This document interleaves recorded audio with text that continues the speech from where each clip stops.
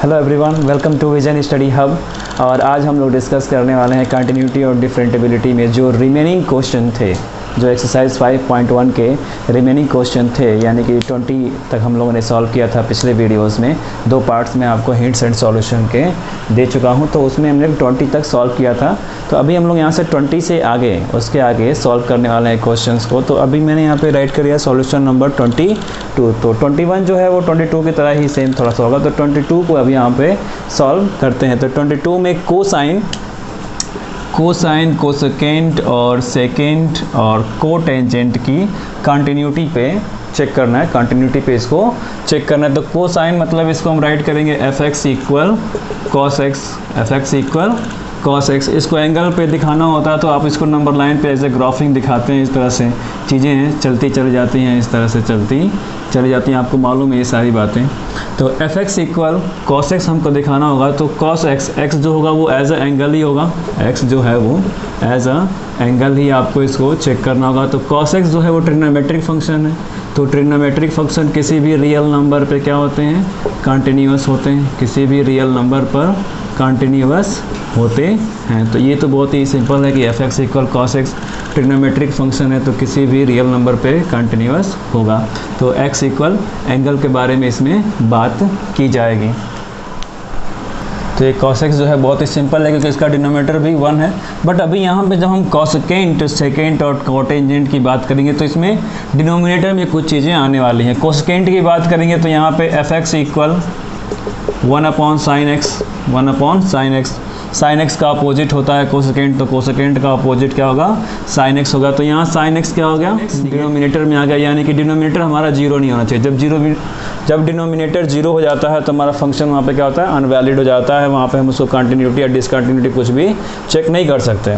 तो यहाँ पे साइन एक्स को नेगेटिव नहीं होना चाहिए। तो यहाँ पे दिखाएंगे sine x doesn't equal zero. तो साइन एक्स जब जीरो नहीं होगा तो एक्स जो जिस एंगल के बारे में बात करनी है वो x doesn't equal n pi, x doesn't equal n pi. ये जनरल फार्मूला में आप लोग पढ़ते हैं, ट्रिग्नोमेट्रिक फंक्शन में जनरल फार्मूला में आप लोगों को पढ़ाया जाता है। तो एक्स जो है वो एन पाई नहीं होना चाहिए, एन पाई नहीं होगा। बाकी सभी पे क्या है? कंटिन्यूअस होगा। रिमेनिंग जितने भी होंगे उस पे क्या है? ये कंटिन्यूअस होगा। सिर्फ साइन एक्स जीरो नहीं होना चाहिए, जीरो नहीं होना चाहिए।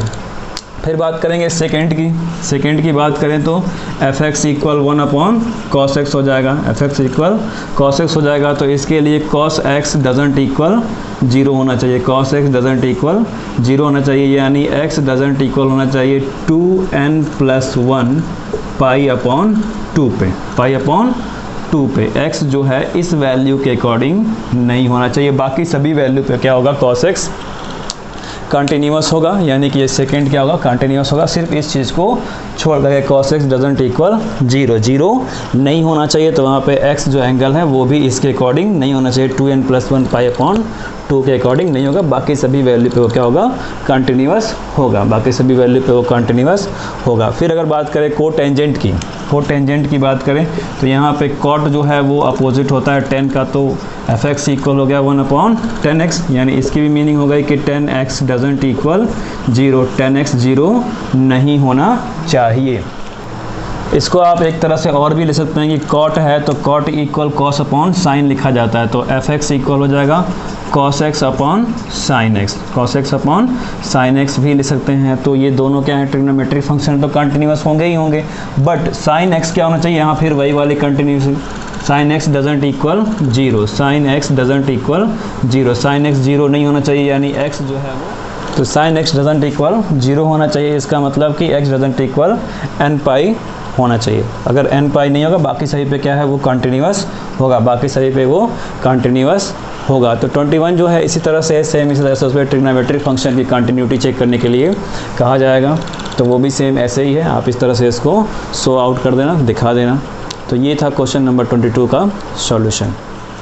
अब सॉल्व करते हैं क्वेश्चन नंबर 23 को। तो 23 में यहाँ पे दिया हुआ है fx इक्वल, दो फंक्शन दिए हैं, sin x अपॉन x दिया, if x less than zero. यदि x लेस देन जीरो है तो sin x अपॉन x पे इसकी कंटिन्यूटी दिखानी है, और x+1 if x greater than zero या इक्वल जीरो। तो x इक्वल जीरो पर इसकी कंटिन्यूटी हम लोग चेक करेंगे। तो चेक करते हैं सेम उसी पैटर्न पर जैसे मैंने अभी तक आप लोग को बताया था। एट x इक्वल जीरो पे इसकी कंटिन्यूटी चेक करते हैं, यानी कि left hand limits left hand limits equal limitation x tend to 0 negative fx equal हो जाएगा लिमिटेशन h टेंड टू 0। ये दो बातें याद रखना, दो पैटर्न इनका, लिमिटेशन h टेंड टू 0 यानी f 0 माइनस h। तो 0 माइनस h बताता है कि हमें 0 से लेस देन जाना है, माइनस h यानी 0 से लेस देन। तो 0 से लेस देन में ये कंडीशन है sin x अपॉन x, तो ये हो जाएगा limitation h tend to 0 sine minus h upon minus h, x के प्लेस पर माइनस h क्योंकि ये तो माइनस h है, 0 पे कोई वैल्यू नहीं हो, तो sine minus h upon minus h, तो एंगल निगेटिव नहीं हुआ तो ये माइनस यहाँ पे बाहर आ जाएगा। तो ये हो जाएगा limitation h tend to 0 minus sine h upon minus h, तो माइनस से माइनस कैंसिल, और limitation h tend to 0 sine h upon h। आपको ये रूल बताया गया है फंक्शन चैप्टर जब पढ़ाया जाता था, तो पिछले क्लास से लेना, तो मैंने बताया था कि लिमिटेशन जब बताया गया था तो उस समय भी ये रूल बताया गया था कि साइन h अपॉन h या साइन x अपॉन x की वैल्यू कितनी आती है, एज लिमिटेशन h इक्वल 0 पे 1 आती है, वैल्यू इसकी 1 आती है। अब बात करते हैं राइट हैंड लिमिट्स की। राइट हैंड लिमिट्स यानी कि limitation x tend to 0 positive fx हो गया अब 0 पॉजिटिव पे, यानी कि limitation h tend to 0 f 0 plus h। ये हमें बताता है कि 0 से आगे जाना है मोर देन, तो 0 के इक्वल जाए या 0 से आगे जाए मोर देन जाएंगे हमें x प्लस 1 मिलेगा। तो ये हो गया limitation h tend to 0 h plus 1, क्या हो गया h प्लस 1 हो गया। x प्लस 1 है तो हम क्या पुट करेंगे, h प्लस 1 पुट करेंगे। अब यहाँ पे h की वैल्यू अगर हम 0 पुट करते हैं तो हमें वैल्यू क्या मिलने वाली है, 1 मिलने वाली है। और अब अगर हम f 0 पुट कर दें तो भी हमें वैल्यू क्या मिलेगी, 1 ही मिलेगी, क्योंकि x इक्वल 0, तो x इक्वल 0 पे भी यही मिलेगा h प्लस 1। तो h की वैल्यू अगर 0 रखते हैं या x की वैल्यू आप 0 रखेंगे तब भी आपको क्या मिलने वाला है, 1 ही मिलने वाला है। तो तीनों कंडीशन सेम है, left hand limits equal right hand limits equal f0। तो हम कहेंगे कि एट x इक्वल 0 पे क्या है, ये कंटिन्यूअस है, x इक्वल 0 पे ये फंक्शन कंटिन्यूअस है। अब बात करते हैं क्वेश्चन नंबर 24 की। तो यहाँ पर फंक्शन दिया हुआ है कि x square sine 1 upon x if x doesn't equal 0, और दूसरा 0 दिया हुआ है कि इफ़ x इक्वल 0, यानी x इक्वल 0 पे तो ये 0 है, चलो ये सही है। लेकिन x लेस देन 0 और x ग्रेटर देन 0 दोनों पे यही बातें होंगी, x square sine 1 upon x, क्योंकि यहाँ दिया x डजेंट इक्वल 0, तो x डजेंट इक्वल 0, चलो सही है, यानी कि लेस देन भी यही आएगा और ग्रेटर देन भी यही आने वाला है, 0 पे तो ये दे चुका है। तो चेक करते हैं एट x इक्वल 0 पे इसकी continuity. At x equal 0 limitation left hand limit equal limitation x tend to 0 negative fx equal हो गया limitation h tend to 0 f 0 minus h equal limitation h tend to 0 और 0 minus h, यानी left hand में भी यही आएगा, तो ये हो गया h square sine 1 upon h, x के प्लेस पर h पुट कर देंगे, और जब सब h की जगह 0 पुट करेंगे तो इसकी वैल्यू कितनी आने वाली है, 0 आने वाली है। साइन में 0 की वैल्यू 0 ही होती है। तो अब बात करते हैं राइट हैंड लिमिट्स की। Right hand limits equal left hand limits equal limitation x tend to 0 positive fx equal limitation h tend to 0 f 0 plus h, यानी कि 0 से मोर देन, उसमें भी यही कंडीशन है, यानी limitation h tend to 0 h square sine 1 upon h, और यहाँ भी पुट करेंगे वैल्यू तो भी कितनी मिलने वाली है, 0 ही मिलने वाली है, और f 0 पे इसकी वैल्यू ऑलरेडी 0 है। तो left hand limits equal right hand limits equal f 0, तो ये तीनों पे क्या है, वैल्यू इसकी 0 ही आ रही है। तो इस वजह से एट x इक्वल 0 पे ये क्या है, कंटिन्यूअस है। इस तरह से आप इसकी कंटिन्यूटी को चेक कर सकते हैं, बहुत ही इजी है, पिछले क्वेश्चन की तरह ही ये भी है। बस ये है कि इसमें ट्रिग्नोमेट्रिक फंक्शंस को दिया जा रहा है, तो उसमें भी हम इसको अप्लाई करके शो कर रहे हैं कि कैसे इसकी कंटिन्यूटी चेक की जाती है। पैटर्न वही है, कंडीशन सब सेम है, वैसे ही बस एक ट्रिग्नोमेट्रिक फंक्शन की तरह है, तो इसलिए आपको सॉल्व करके मैं यहाँ पे शो कर रहा हूँ। बात करते हैं क्वेश्चन नंबर 25 की। तो यहाँ पे दिया हुआ है fx equal sine x minus cos x if x doesn't equal 0, और फिर दिया -1 इफ़ x इक्वल 0, यानी 0 पर तो ये -1 आएगा, चलो यहाँ तक सही है। But x does not equal 0, यानी इसका मतलब हुआ कि x इसका मतलब क्या हुआ कि x लेस देन भी 0 और x ग्रेटर देन भी 0, इन दोनों कंडीशन के लिए यही फंक्शन फॉलो होगा, sine x minus cos x, यही फंक्शन क्या होगा, फॉलो होगा। यानी लेफ्ट हैंड लिमिट्स भी और राइट हैंड लिमिट्स भी, ये लेफ्ट हैंड लिमिट्स दिखाता है, ये राइट हैंड लिमिट्स दिखाता है, तो दोनों पे यही फंक्शन अप्लाई होने वाला है। तो अब बात करते हैं हम एट x इक्वल 0 पे इसकी कंटिन्यूटी चेक करते हैं। Left hand limits equal limitation x tend to 0 negative fx equal हो गया limitation h tend to 0 f 0 minus h, 0 minus h, तो ये हो जाएगा limitation h tend to 0 sine minus h minus cos minus h। तो h के place पर 0 रखेंगे तो साइन 0 की वैल्यू कितनी होती है, साइन 0 की वैल्यू 0 होती है और कॉस 0 की वैल्यू 1, या माइनस h रखेंगे तो 0 है तो माइनस 0 माइनस नहीं होता, तो ये कॉस 0 हो जाएगा तो कॉस 0 की वैल्यू 1 होती है, तो इसकी वैल्यू मिलेगी हमें -1। कितनी वैल्यू मिलेगी, -1, क्योंकि ये तो 0 हो गया ना, साइन माइनस h क्या हो गया, 0 हो गया। तो इस तरह से लेफ्ट हैंड लिमिट्स की वैल्यू आई -1। अब बात करते हैं राइट हैंड लिमिट्स की। राइट हैंड लिमिट्स यानी limitation x tend to 0 positive fx equal limitation h tend to 0 f 0 plus h, यानी कि 0 से मोर देन, 0 से मोर देन, तो ये हो गया लिमिटेशन h टेंड टू 0। तो मैंने अभी बताया कि 0 से मोर देन भी जाएंगे तभी भी यही फंक्शन रहेगा, तो h टेंड टू 0, यानी कि अब ये हो गया sine h minus cos h equal तब भी कितना आएगा, -1 ही आएगा, इसकी वैल्यू तो हो जाएगी 0।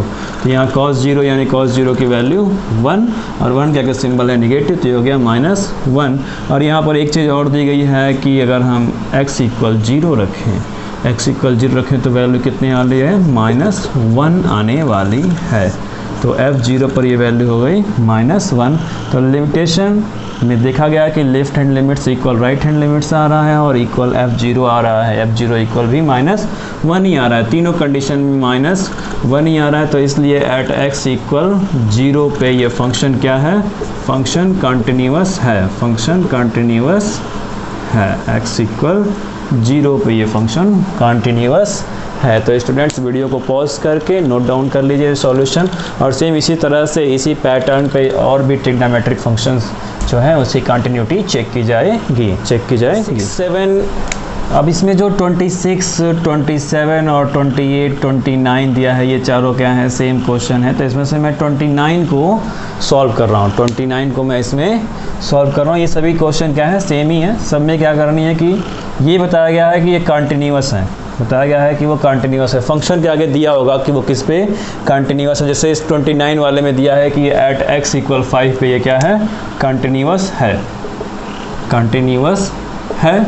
तो इसमें हमें k की वैल्यू मालूम करनी है, k की वैल्यू मालूम करनी, तो इसके ऊपर भी जो क्वेश्चन दिए होंगे उसमें भी k की वैल्यू ही मालूम करनी होगी। तो इसमें हम k की वैल्यू फाइंड करेंगे, क्योंकि x इक्वल 5 पे कंटिन्यूअस है।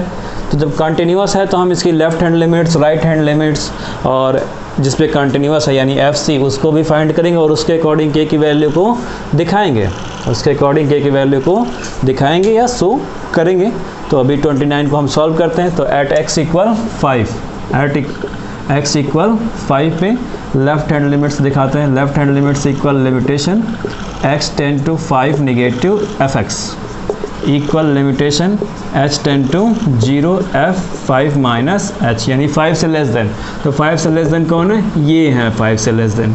तो 5 से लेस देन ये हो जाएंगे लिमिटेशन h टेंड टू 0 और k x प्लस 1 है, तो x के प्लेस पर 5 है, तो ये हो जाएंगे 5k प्लस 1, 5k प्लस 1 यानी x के प्लेस पर 5, तो ये हो गया 5k प्लस 1। तो h पुट करना पड़ेगा यहाँ पे, तो k हो जाएगा 5 माइनस h प्लस 1, तो ये हो गया 5k प्लस 1। हमें क्या मिला, 5k प्लस 1। तो x इक्वल 5 पर भी यही वैल्यू आने वाली है। x इक्वल अगर हम 5 पुट करेंगे तो भी हमें यही वैल्यू आएगी, क्योंकि दिया है कि x इक्वल 5 और x लेस देन 5। तो लेस देन पे इतना आ रहा है तो इक्वल पे भी यही आएगा। अब बात करेंगे राइट हैंड लिमिट्स की। राइट हैंड लिमिट्स यानी limitation x tend to 5 plus यानी 5 पॉजिटिव fx इक्वल हो जाएगा limitation h tend to 0 f 5 plus h यानी 5 से मोर देन, 5 से मोर देन ये कंडीशन है 3x माइनस 5। तो ये हो गया limitation h tend to 0, 3x minus 5 दिया है यहाँ पे, तो ये हो जाएगा 3 और x के प्लेस पर 5 minus h plus 1 equal h put करेंगे तो h जो है वो 0 है, तो ये तो 0 हो जाएगा। तो 3 5 जा 15, 15 प्लस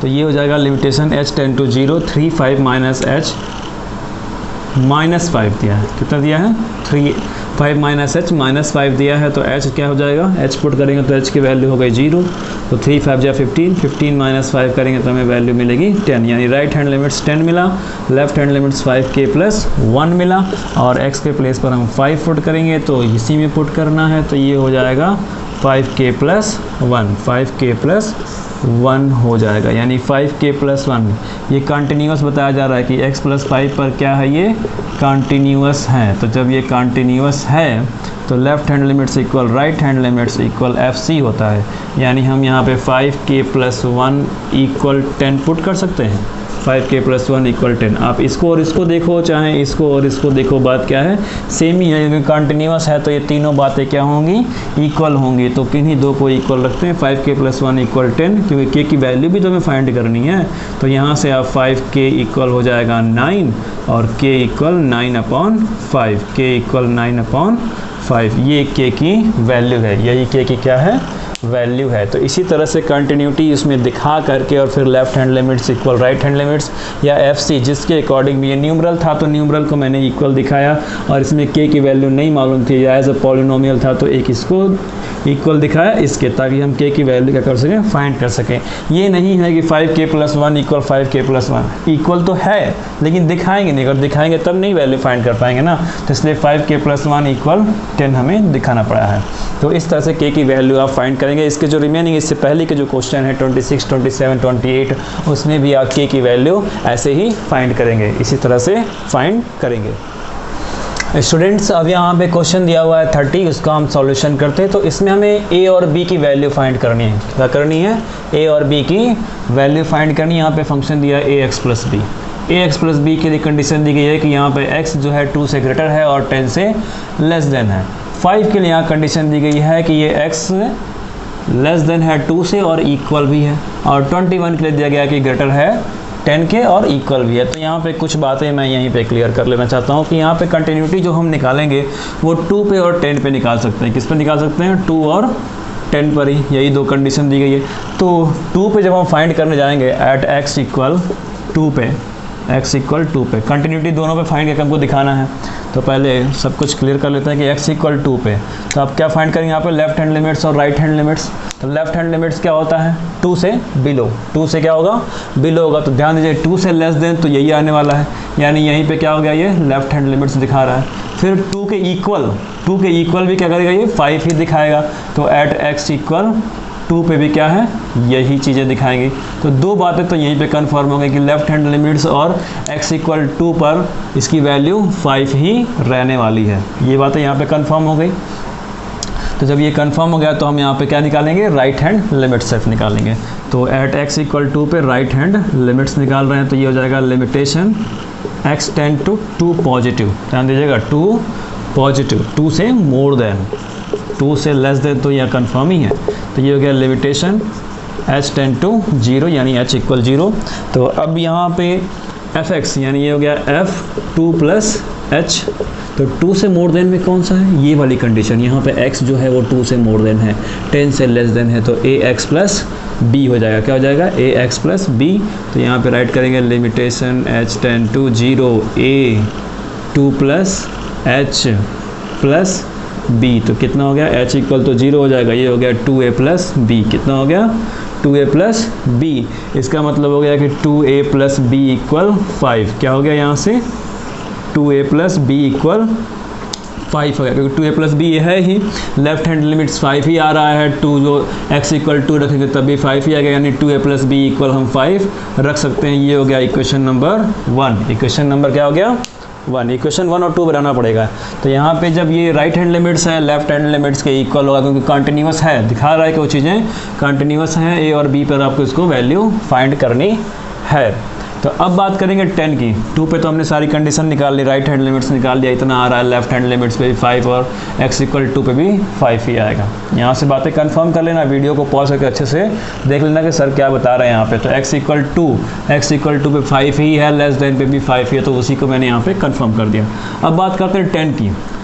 10 से ग्रेटर देन यानी कि राइट हैंड लिमिट्स, ध्यान देना 10 से ग्रेटर आगे जाने की अगर बात कही जाती है तो वो राइट हैंड लिमिट्स होता है। वो क्या होता है? राइट हैंड लिमिट्स होता है। फिर कह रहा है कि at the 10 at x equal 0 at x equal 10 x equal 10 पर भी यही वैल्यू आने वाली है। x इक्वल 10 रहेगा तब भी 21 ही आएगा, और x 10 से ग्रेटर जाएगा तब भी 21 ही आने वाला है। तो राइट हैंड लिमिट्स और x इक्वल 10 ये बातें तो कंफर्म हो गई।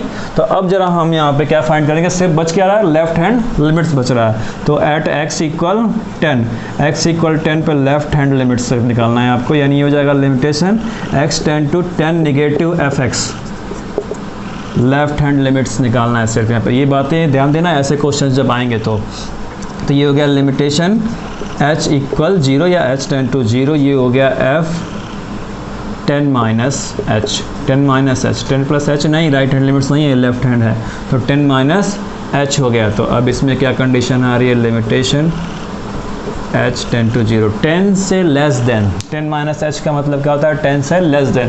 तो 10 से लेस देन वाली कंडीशन सिर्फ इनकी है, a x प्लस b की। तो यहाँ कितना हो जाएगा? a 10 minus h plus b। तो h की वैल्यू अगर हम पुट करेंगे तो क्या हो जाएगा? वो 0 हो जाएगा। तो 10a प्लस b कितना हो गया? 10a प्लस b हो गया। तो ये कंटिन्यूअस है, x इक्वल 10 पे भी और x इक्वल 2 पे भी। तो ये 10a प्लस b वाली कहानी लिखते हैं। 10a प्लस b, 10 रखेंगे तो भी 21 आएगा, राइट हैंड जाएंगे तब भी 21 आएगा, यानी और लेफ्ट हैंड में 10a प्लस b आया ही है। तो 10a प्लस b इक्वल 21, ये हो गया दूसरा इक्वेशन। ये क्या हो गया? Second number equation. ये सेकेंड नंबर इक्वेशन हो गया। तो सेकेंड इक्वेशन 1 और इक्वेशन 2 को सॉल्व करेंगे, तो इक्वेशन 1 और 2 को सॉल्व करेंगे तो a इक्वल 2 और b इक्वल 1 वैल्यू मिलेगी। कितनी वैल्यू मिलेगी? a इक्वल 2 और b इक्वल 1 वैल्यू मिलेगी। इन दोनों इक्वेशन को सॉल्व करना आपको आता है, वो ज़्यादा एक्सप्लेन करने की ज़रूरत नहीं है, वो आप सॉल्व कर सकते हैं। तो a इक्वल 2 और b इक्वल 1 आएगा। अब बात करेंगे यहाँ पे दो मैंने फंक्शन यहाँ पे राइट कर दिए हैं, एक क्वेश्चन 31 का और एक क्वेश्चन 32 का। क्वेश्चन 31 से लेकर 34 तक जो बात की जाएगी वो कंपोजिट फंक्शन के बारे में बात की जाएगी। कौन से फंक्शन के बारे में बात की जाएगी?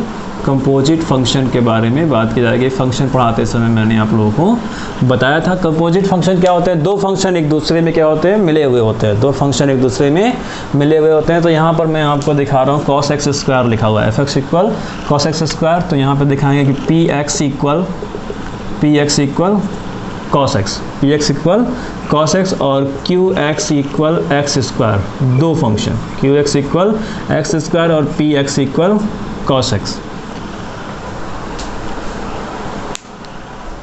px इक्वल cos x है। तो यहाँ पे तो हमें साफ साफ दिख रहा है कि ये जो है ट्रिग्नोमेट्रिक फंक्शन है, ये जो है पॉलिनोमियल फंक्शन है। तो ट्रिग्नोमेट्रिक और पॉलिनोमियल एक साथ मिले हुए हैं, तो ये फंक्शन ऑलरेडी क्या हो गया? कंटिन्यूअस हो गया, लेकिन अभी हम इनको मिला के दिखा रहे हैं, कंपोजिट फंक्शन को मिला के दिखा रहे हैं। तो ये हो जाएगा POQX, यानी कि P फंक्शन हो गया QX का। तो QX क्या है? x स्क्वायर है। तो PQX पुट करेंगे तो ये कितना हो जाएगा? cos x स्क्वायर हो जाएगा। क्या हो जाएगा? cos x स्क्वायर हो जाएगा। इसका मतलब हो गया कि fx इक्वल POQX है। तो यहाँ पे हमें चीज़ें दिखाई दे रही है कि यहाँ ट्रिग्नोमेट्रिक फंक्शन और पॉलिनोमियल फंक्शन एक दूसरे के साथ ज्वाइंट हैं, तो ये क्या होंगे? कंपोजिट फंक्शन बनाते हैं, तो ये कंटिन्यूअस होंगे। लेकिन इनके लिए स्टेटमेंट क्या लिखा जाएगा? इनके लिए स्टेटमेंट, तो वो स्टेटमेंट मैं राइट कर दे रहा हूँ कि मैंने आपको बताया था कि polynomial function, trigonometric function, real number, किसी भी रियल नंबर पे क्या होते हैं? कंटिन्यूअस होते हैं। तो QX की बात पहले करते हैं कि QX is continuous at x belongs to R। Q X जो है एट एनी एक्स, ठीक है, at any X belongs to R, ये भी लिख सकते हैं। क्यू एक्स क्या है, कंटिन्यूस है। तो सेम उसी तरह से हम ये भी राइट करेंगे कि p x is continuous, p x भी क्या होगा, कंटिन्यूस होगा, पी एक्स भी कंटिन्यूस होगा at any value of q x, where, where write कर दिया मैंने, where q x belongs to R, या where x belongs to r, ये भी कह सकते हैं, where x belongs to capital R। तो px is continuous at any x belongs to r, और qx is continuous at any x belongs to r, और px is continuous at any value of qx, qx के किसी भी value पे वो continuous होगा जब इस तरह की कंडीशन आएगी। Where x belongs to r, x क्या बिलोंग करना चाहिए, r से बिलोंग करना चाहिए। तो इसलिए हम कहेंगे कि POQ x continuous, POX is continuous at x belongs to R, x belongs to R। तो ये 2-3 स्टेटमेंट जो हैं इनको याद रखना हमेशा के लिए कि QX के लिए क्या लिखा गया था, PX के लिए क्या लिखा गया था, फिर POQX के लिए क्या लिखा गया था। अब बात करें हम 32 के बारे में, अगर 32 के बारे में अगर हम बात करें तो यहाँ पर भी 2 फंक्शन है, यहाँ पर भी 2 फंक्शन है, PX है और QX है। QX इक्वल मोड में x है और PX इक्वल cos x है। तो ये क्या हो गया, ये ट्रिग्नोमेट्रिक फंक्शन आपका हो गया, ये आपका ट्रिग्नोमेट्रिक फंक्शन हो गया, ये आपका मॉड्यूलस फंक्शन हो गया। तो मॉड्यूलस फंक्शन और ट्रिग्नोमेट्रिक फंक्शन किसी भी रियल नंबर पे क्या होते हैं, कंटिन्यूअस होते हैं, किसी भी रियल नंबर पे क्या होते हैं, कंटिन्यूअस होते हैं। तो आपको सेम यही जो चीज़ें मैंने यहाँ पर बताई हैं, 3 स्टेटमेंट्स जो मैंने यहाँ पे राइट किया है, तो यही स्टेटमेंट आपको इस 32 के लिए भी राइट करना है, यही स्टेटमेंट आपको 32 क्वेश्चन के लिए भी आपको राइट करना है। कंपोजिट में उसको अलग अलग करके आपको दिखाना है कि हाँ दिखा दीजिए, ट्रिग्नोमेट्रिक फंक्शन और मॉड्यूलस फंक्शन, ये दोनों फंक्शन भी कंटिन्यूअस होते हैं at any x belongs to r, किसी भी रियल नंबर पे क्या होते हैं, कंटिन्यूअस होते हैं। तो सेम यही कंडीशन, जैसे इस पैटर्न को सॉल्व किया गया, 31 को सॉल्व किया गया, वैसे ही 32 को भी आपको सॉल्व करना है। जितनी बातें आपने इसमें लिखी हैं उतनी बातें आपको 32 में भी लिखी हैं। तो स्टूडेंट आप सभी बहुत समझदार हैं, इसको आप सेम इसी तरह से 31 की तरह से सॉल्व कर सकते हैं। अब बात करते हैं 34 नंबर क्वेश्चन की। 33 मैंने नहीं दिखाया यहाँ पे, 33 बिल्कुल सेम उसी तरह से है, 31 और 32 की तरह ही है, तो मैंने यहाँ पे 34 दिखाना बेहतर समझा। तो अब मैं 34 को यहाँ पे सॉल्व कर रहा हूँ। 34 में भी ज़्यादा कुछ नहीं है, कंडीशन सेम वैसी है, 31, 32 और 33 की तरह ही है। यहाँ पे दिया है fx equal mod x minus mod x plus 1। तो इसमें क्वेश्चन पूछा था कि वो सभी पॉइंट्स बताइए जिस पर क्या हो सकता है, वो डिसकंटिन्यू हो सकता है या उसकी कंटिन्यूटी चेक करने के बारे में बताया कि वो सभी पॉइंट्स को बताइए। सभी पॉइंट्स कैसे बताएंगे, ये दोनों बातें यहाँ पे देख लीजिए, मॉड x और मॉड x प्लस 1, ये क्या है, मॉड्यूलस फंक्शन है। ये क्या है, मॉड्यूलस फंक्शन है। तो मॉड्यूलस फंक्शन मैंने आपको बताया था कि modulus function x belongs to r, यानी हर एक रियल नंबर पे क्या होते हैं, ये कंटिन्यूअस होते हैं, हर एक रियल नंबर पे कंटिन्यूअस होते हैं। और इसके अंदर जो बातें दी गई हैं, पहले तो वो खुद एक पॉलिनोमियल फंक्शन है, खुद क्या है, एक पॉलिनोमियल फंक्शन है। तो पॉलिनोमियल फंक्शन ऑलरेडी किसी भी रियल नंबर पे क्या होता है, कंटिन्यूअस होता है, किसी भी रियल नंबर पर कंटिन्यूअस होता है। तो जब पॉलिनोमियल कंटिन्यूअस होगा, मोड में दिया है वो कंटिन्यूअस होगा, तो ये फंक्शन भी क्या होगा, कंटिन्यूअस बिल्कुल होगा, ज़रूर होगा। ये फंक्शन सभी रियल नंबर्स पे क्या होगा, कंटिन्यूअस होगा, क्योंकि पॉलिनोमियल फंक्शन कंटिन्यूअस होता है। साथ में जिसमें दिया हुआ है मॉड्यूलस में दिया है, तो मॉड्यूलस भी क्या होता है, कंटिन्यूअस होता है, किसी भी रियल नंबर पे कंटिन्यूअस होता है। तो इसलिए 34 का जो फंक्शन दिया हुआ है ये कंटिन्यूअस होगा, सभी रियल नंबर्स पे ये कंटिन्यूअस होगा। तो ये था एक्सरसाइज 5 पॉइंट का आखिरी क्वेश्चन। तो इस तरह से ये पूरा एक्सरसाइज सॉल्व हो गया। ये एक हिंट था, कुछ इस तरह से सॉल्व करना है आप लोगों को। इसमें बहुत सारे मैंने सॉल्यूशंस भी आप लोगों को दिखाए। तो इसी तरह से आपको आगे भी पढ़ाई को जारी रखें। इस कोरोना पैंडेमिक की वजह से हम लोग आपको वर्चुअल क्लासेस दे सकते हैं, इस तरह से वीडियो करके ही आपको पढ़ा सकते हैं। रियल क्लासेस नहीं चल सकती, सबको अपने कोरोना पैंडेमिक से थोड़ा सा डर लगा हुआ है। तो कोरोना की वजह से स्कूलें सही से नहीं चल सकती, तो इसलिए वीडियो देखकर ही अपने एजुकेशन सिस्टम को और अपने एजुकेशंस को आगे बढ़ाते रहिए, अपनी पढ़ाई को बाधित नहीं होने दीजिए और पढ़ाई को बेकार मत करने दीजिए। टाइम वेस्ट करने से कोई फ़ायदा नहीं है, एजुकेशन करते रहिए। हो सकता है कि आपके एग्ज़ाम आने के टाइम तक चीज़ें बहुत हद तक संभल जाएँ, दवाइयाँ इसकी अवेलेबल हो चुकी होंगी मेडिकल स्टोर पे और हॉस्पिटल पे, तो इसका ट्रीटमेंट ईजी हो जाएगा। तो जब ट्रीटमेंट हमारे घर तक पहुंच जाएगा तो फिर स्कूल भी खुलने लगेंगे और आप सभी स्कूल आगे पढ़ने लगेंगे और एग्ज़ाम जो हैं वो भी लिए जा सकते हैं। तो इसलिए टाइम को वेस्ट करने से कोई फ़ायदा नहीं है।